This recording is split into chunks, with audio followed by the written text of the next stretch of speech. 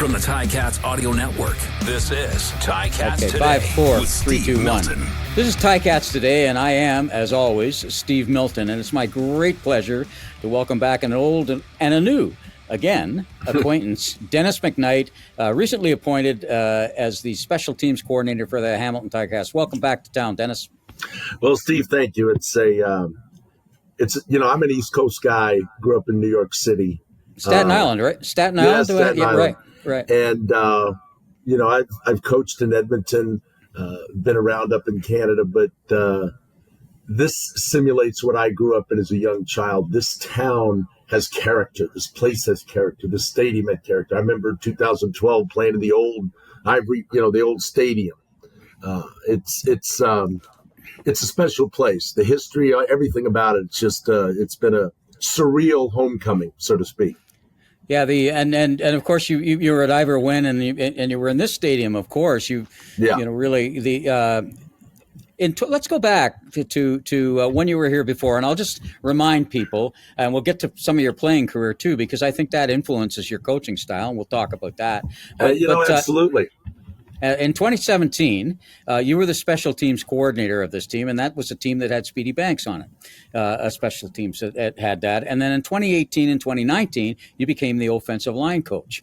And you, of course, played in the NFL 13 years, I believe, at almost every position, I think, on the line at some point in your career. You realize back in the day, you ask young guys now, what do you play? Oh, I play left guard. Oh, I play right tackle. Oh, I play center. Well, when I played, in the early 80s through the 90s and in the NFL, if somebody asked what you play, I was an offensive lineman. My first starts in the NFL were at left guard. Right. Then my next 10 starts were at center. 90-some starts at right guard. Got thrown to the Wolves in the middle of a game. We had a guy go down. Started 3 games at right tackle. So the only place I haven't played in a game is left tackle. But to me, back then, you had to have that versatility. When I came into the league in 1981, we, I think, had maybe 42, 43-man rosters. We didn't have no practice squads. We had injured reserve. Guys, once they came up, they could practice that stuff. But, back in the day, when I was the starting right guard, I was the starting snapper on the field goal team, starting snapper on the punt team, and wedge captain in the kickoff return. It was just a different game, a different era. But I think growing up in that era, I wouldn't change anything because it's kind of made me become the type of coach I've become. That was in the early 80s, right? And Yes. and you played in the trenches most of that time for San Diego, Yes. and against some very, very good defensive lines. So it was very physical, very ugly in the trenches. So it still is very ugly in the trenches. But I think you went like some 3.5, like without missing a start. You went like maybe 4 seasons without missing a start.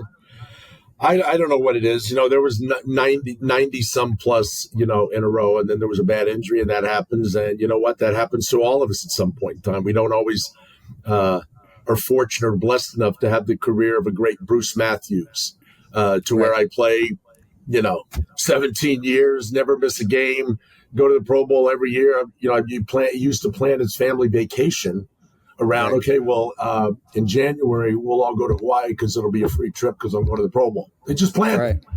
so different time, different era. People tell me, if you don't mind me babbling. No, I do. People say, man, don't you miss the money these guys make today?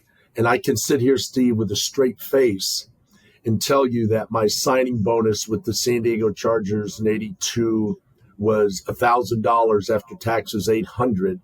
My first year salary was $40,000. My second year, I'm starting as an offensive lineman in the National Football League. I think my salary maybe then was $50. But the reason I wouldn't change it and don't regret or have ill feelings of the players now making the money they make, we had more fun. I had better memories. Because while it would have been nice to have free agency, to go and auction your services to a higher bidder, back in the day when you made a team, you were with that team until they determined you were no longer So the bonds we built were stronger, the lifelong bonds. To still every day talk to Donnie Masick, Ed White, Charger Hall of Famers, Dan Fouts, NFL Hall of Fame, Winslow, Charlie Joyner played golf with a couple of weeks ago. I don't know that players today have that. I'm not sure what they do or what they have, but to me, you can't put a dollar amount or a price tag on the things that I have. Well, and I'm wondering, you can't put a dollar or price tag on watching the San Diego Chargers of that year. I mean, you guys gave great TV. You were great to watch. Of course, you'd be seeing it as a film. I'd be seeing it as entertainment. Well, it was, and thank God, Don Coryell, who was the pilot of Air Coryell, that offense, finally got his just due and was put in the National Football Hall of Fame in Canton, Ohio this past year. Long overdue, even though it was posthumously deserving. Changed the game, didn't it? And I'm glad, Steve, you are a student of history. You said change the game. Most people talk about Eric Coryell, he changed offense. Well, no, he changed the game, as you just said. And for this reason, we all have all these exotic blitzes now in pro football. Well, the very first zone blitz, which means a rusher is going to drop and a coverer is going to rush, Coach Coryell caused that. Because the first time you took tight end Kellen Winslow and he was lined up as a tight end next to the right tackle, and now the next time you broke the huddle, he's lined up out as an X or a Z receiver, Coach, what do I do? I'm going to have a 5'10" corner cover a 6'5" tight end like Kellen Winslow, who weighs 250 and runs 4.7. He created matchups. He made defenses change how they play the ball. So it was genius. I love the man. He influenced my life. He's a huge part of why I have what I have today. So thank you for bringing that up so I could mention his name. Well, I love that. And I've always loved that part about the game. And you really see it in the CFL too. In fact, probably in a more compressed time. I love that reaction, counter reaction, counter reaction to everything that's happening. And you got to be doing things on the fly. So let's get to the fact that you were a lineman. And here's the other thing I noticed about your resume, Dennis, and I didn't know that when you were here before, that even before, I mean, you were at Drake, right? You played at Drake. And Drake Bulldogs. Right. If I'm not mistaken, that Des Moines, is that in Des Moines, Iowa, powerhouse football team of the Midwest back in the day. So in 1981, like you actually did a graduate assistant as a coach. That was your first coaching thing, wasn't it? So you knew back then you wanted to coach. Well, I knew when I went to Drake and went to freshman orientation, and I'm assuming you went to college. You seem like a smart guy. No, anyway, you go to freshman orientation, okay, and all the tables are out there. Okay, do you want to be a doctor? You want to be a lawyer? You want to be a pharmacist? You want to be a counselor? You want to be an accountant? Whatever it is. Well, I wanted to be a football coach when I was done playing football because I loved the game passionately. So I went to the table. How do I do that? Well, you become a PE teacher and then you get certified in that. And so in 1981, I was not drafted. I signed as a free agent with the Cleveland Browns and got cut. I was there for 5 preseason games because we played back then the Hall of Fame game. And in 5 games, I played 4 plays. So I got cut. My old line coach from college was now down in Cape Girardeau, Missouri at Southeast Missouri State.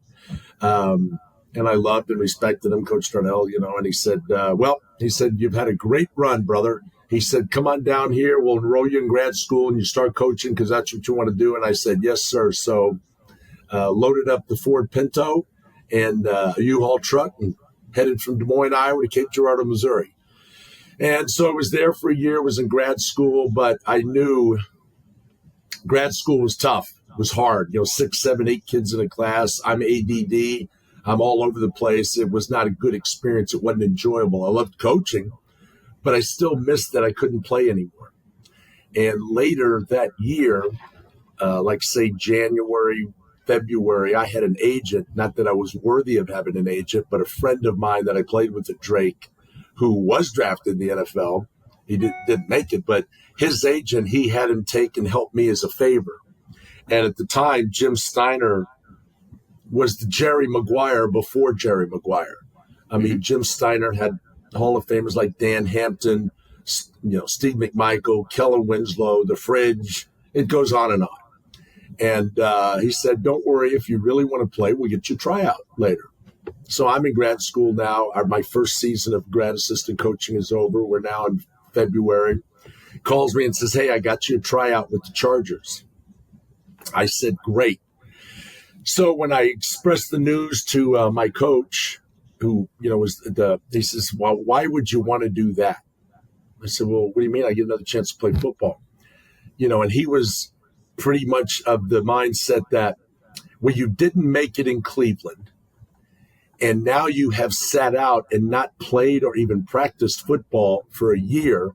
How are you going to go to San Diego Chargers with, at the time, Eric Coryell, the number one offense in football, Fouts having the first 4,000-yard passing season as a quarterback? How are you expected to make it? And I'm like, yeah, I guess you're right. And thought about it and stuff. And I'm like, well, I'm 21 years old or 22. I don't remember. What the hell have I got to lose? I'm living in an apartment where every wall in the apartment had paneling, big, thick, deep green shag carpet. All the furniture I had was bought at, Salvation Army. And I looked around at the options. I said, I'm going. And so they flew me out for a tryout. I was a long snapper. Special teams gave me my foot into the door. And they did things different in San Diego. I told you in Cleveland, in 5 games, I played 4 plays. In San Diego, I'm assuming it's the same way. Had a good training camp. First preseason game comes. I'm sitting on the bench, got a dip of Copenhagen in, kind of relaxed, figuring, well, this is nice. San Diego's a beautiful place. Where am I going to go tonight after the game? And sitting there cross-legged on the bench, and all of a sudden, the Chargers go down the first drive, the first deal, they score a touchdown. Dave Levy, my line coach, comes walking over and goes, okay, Dennis, you, Sammy, Donnie Brown, you guys are in. We're playing the Dallas Cowboys. And I'm like, spitting out my Copenhagen and said, what? We're in? I said, but Randy White's still out there. Harvey Martin, Too Tall Jones, Eugene Lockhart. I'm like, what? Long story short, which is, again, a life lesson that helped me, is in Cleveland in 5 games playing 4 plays, I had no chance of making a team or getting better. In San Diego, I played 3 quarters of every single preseason game, and because I had veterans helping me and great coaches and got an opportunity, I became better and actually made it. So I made a better team, but it's because you got reps and were able to get better and improve. And I think that's how football players do it. Can I swing that around a little bit? Yes. That experience around and say, how does that experience as a player being given up upon, which a lot of players that you run across in the CFL, because they've already been given up upon, many of them in the NFL and that kind of thing, how has that informed your coaching abilities and strategies? Well, it has, and I think the number one way that it's done it the most is people ask, what do you do? Or somebody, I don't consider myself a football coach. I consider myself a football player who coaches football. Yeah. I see the game. I see a meeting. I see a player on the sideline. I see things through the eyes of a player, but I'm trying to help them in the situations in a game. And I think that's what helps me have whatever success you want to call it or lack of success. I think that's what's helped me, that experience of doing that, of not getting too caught up in the highs and not getting too sunk down in the lows. Everything's got to be an even kill. And that's hard when you're a young guy and you're fighting your tail off to make a team, to stay on a team. It's a cutthroat business. So I think it's helped shape a lot of things in my life. I know it has my personal life off the field, but certainly on the field. And, I'm 65 years old sitting here today in front of you, just got my Medicare card and, yeah, welcome to the club, pal. Yeah, everything that I have had happen to me good. Obviously, whatever spiritual guidance people have out there, their focal point or whatever. For me, it's, God. He's blessed me with opportunities. I was able to take advantage of them, and every day for me is gravy. Can I continuing on the same tack, talk about things that maybe taking from one part of your life and applying it to another, and in this case, it'd be professionally. When you're here, you were special teams coordinator the first year, and then offensive line coach for 2 years, and I'm wondering if those two things are related, because half of the special teams involve blocking. Yes. Right. The return teams are all. Is there a correlation between those two? Well, here's how I put it. I think, as long as you've been covering this game, no one addresses, talks to, or spends the time in front of the entire football team other than the head coach as the special teams coordinator. Okay. Right. So that guy has got to be a conduit from the head coach. If the head coach comes in that opening meeting that day and he starts talking about apples and I love apples and I want to get an orchard, guess what I'm going to kind of emphasize as much as I can in that meeting? I'm following his lead and I'm talking about apples, because we have to, the successful teams, okay, you have to continue that message. The players sitting in that room, they're smart. Football guys can spot a phony in a heartbeat. They can spot, is the guy genuine and passionate about what he's doing, or is he coaching what I call for the wrong reason? Does he have an ulterior motive? Is he like, boy, if I can do good right now next year, I think Bob's going to be the head coach here, and I'd like Bob. I used to date his daughter. Guys are pre-planning crap. Only thing I'm worried about right now is when I'm done with this is putting together the final PowerPoint prep review sheets for tomorrow morning's meeting, day before the game, and then we go play. I don't have any plans past Sunday. So all that, I guess, to round it back and tie it to you, that's the life of an offensive lineman. I think that's what has made my style of coaching effective. I coach special teams with the passion of an offensive line coach, right? With energy, loudness, veracity, and that I think is carried over and crossed over where everywhere I've coached. Obviously, June Jones gave me my start. I with June everywhere. Everywhere. And the run and shoot, we don't have tight ends, so it's a weird combo. But at Hawaii, SMU, XFL, wherever we've been, I've always been the offensive line coach and / special teams coach. But it worked.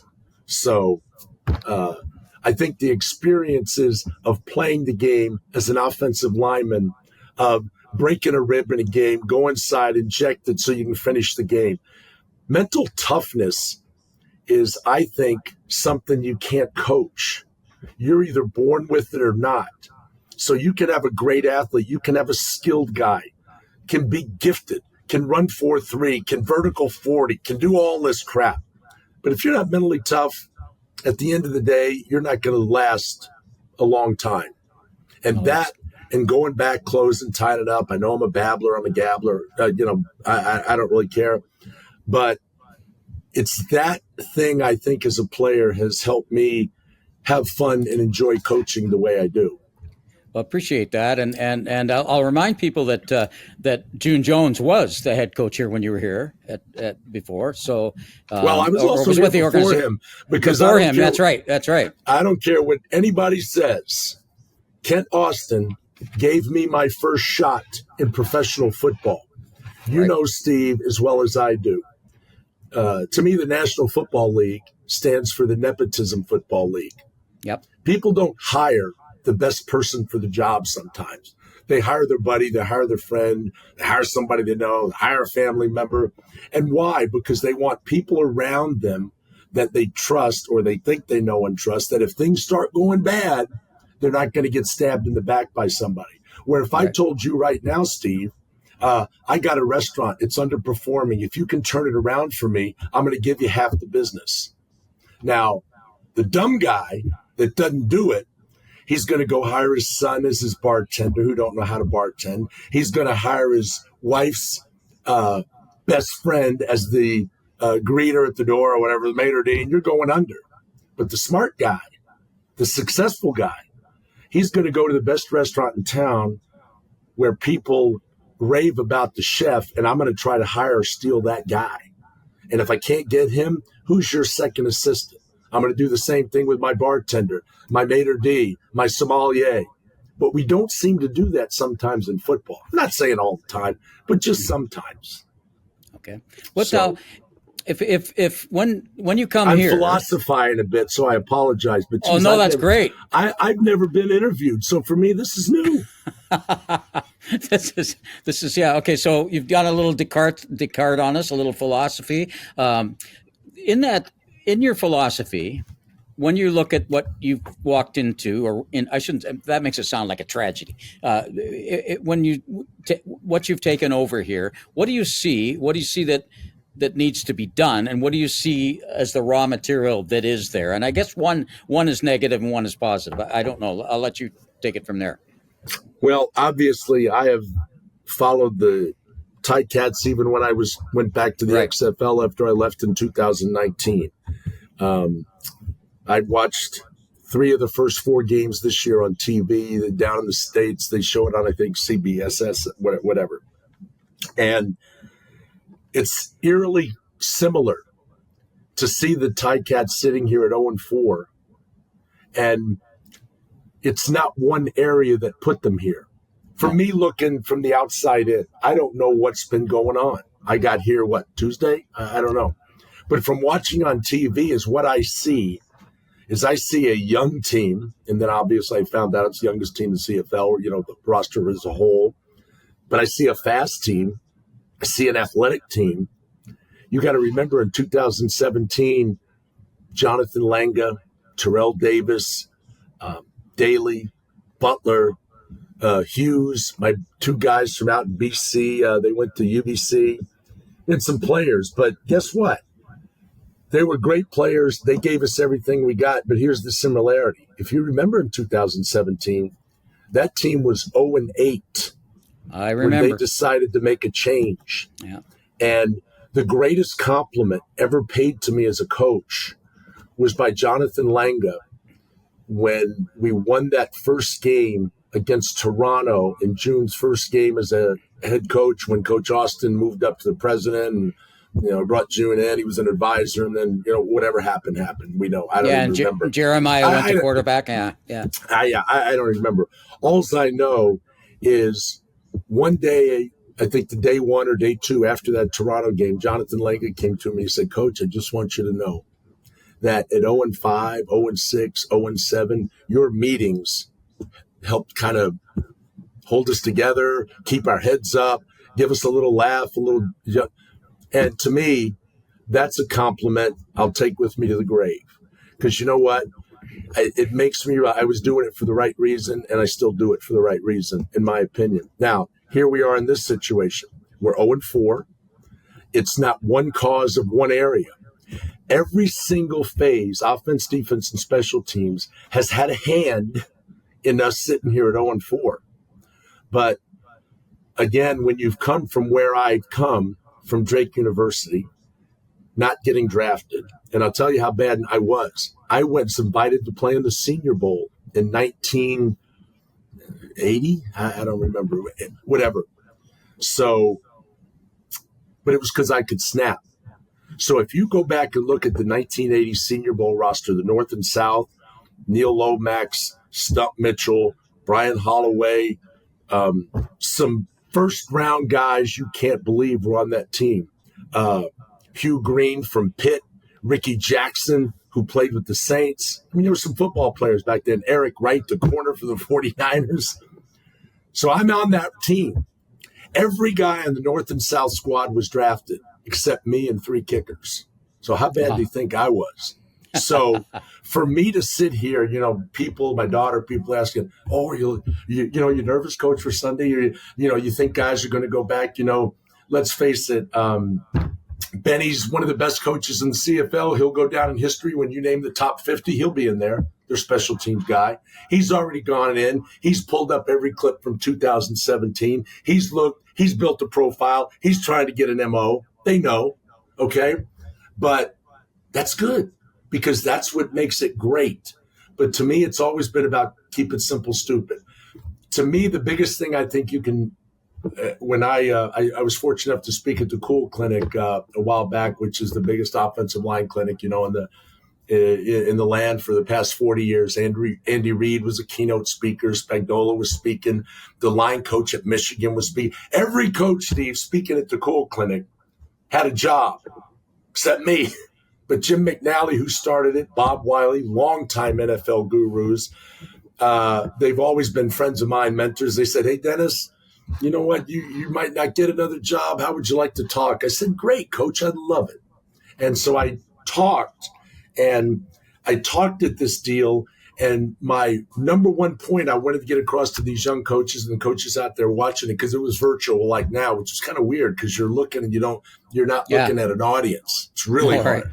I know. But in my mindset, I put it as when I used to have my radio show in San Diego.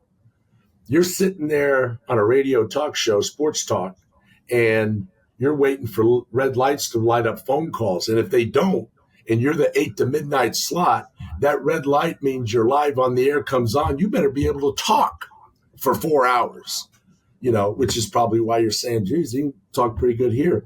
But again, back to my point.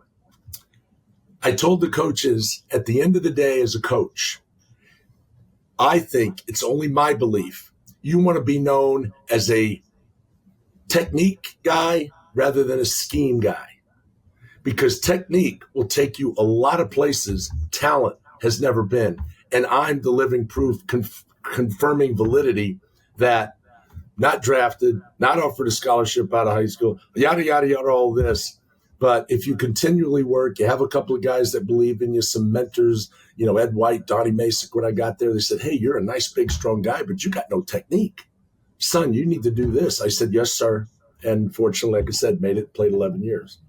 But well, I'm going to point out to our listeners, and we're going to end on this because we're going to have to do this again, right? Because we're cutting it off. Shit, it's only 4 o'clock. I don't want to have too much of a good thing here. So I want to point out to our viewers and listeners that the energy that you're hearing here is the very thing that players that I know quite well here have brought up about what changed a little bit this week. Suddenly, there's a little more energy on this team, and they said it's because of Dennis's arrival. And I just want to confirm that because you say that's a big thing for you. It's important for you to bring that energy and to stay consistent with it. Players that have played for you before have talked about your consistency of energy, that you can't tell if you're 4-0 or 0-4. You bring that same motivating energy, which is high-spirited, and also I would say positive, although I know that you can get very hard on players. Well, that's the one thing I addressed. I don't mean to cut you off from the get-go. Sure. Yeah. I said, gentlemen, I like the movie Jerry Maguire and Cuba Gooding. I love everybody, okay? Mm-hmm. But at the end of the day, there's other coaches on this staff. There's other personnel people in this building that have mortgages. They have kids that are paying to go to school. They have bills to pay. They have all these things that if I don't do my job at the highest level, potentially it could cause everyone to get blown out. So I guess my point is that energy and the level and the enthusiasm, just a positive guy. When you've been from where I come and have came to now, I only know that. And yes, a special teams coordinator, Steve, as you know, you've been around this league a long time. And let me just tell you this, to honor the other guys like Mark in Calgary. Our boy in Toronto's doing a hell of a job. Dick, the old Sask head coach. I could take every guy that's coached special teams in the CFL for the last 20 years, take them down to the NFL tomorrow, training camp in July, and every one of them would be better or as good as any NFL special teams coach. Because in my humble opinion, from high school to college to professional, XFL, CFL, whatever the coaching I've done, The most demanding, you better be tight, locked in job to coach is special teams in the CFL. And I love it because if you want to do a job and you want a nice, comfy job so you don't have stress, you're going to have this, then yeah, this ain't for the faint of heart. So, as a matter of fact, Mark texted me from Calgary, hey, congratulations, good to see you back. I know now when he hit the send button, he's like, yeah, wait till we come to Hamilton, though, brother. I'm going to kick your ass. But that's what it's about, you know? All right, we're going to leave it there. And I want to thank you so much for appearing with us today. I know it's been a whirlwind time for you. And I'll remind everybody that catch our next episode of Ticats Today later this week. I want to thank Dennis McKnight for this obviously energetic, extraordinarily informative look into you as a person and you as a coach. And welcome back to Hamilton. It's great to have you here. And you can catch our next episode sometime this week of Ticats Today. This has been Ticats Today with Steve Milton. Catch it on Spotify, YouTube, Apple Podcasts, and anywhere else you get your podcasts.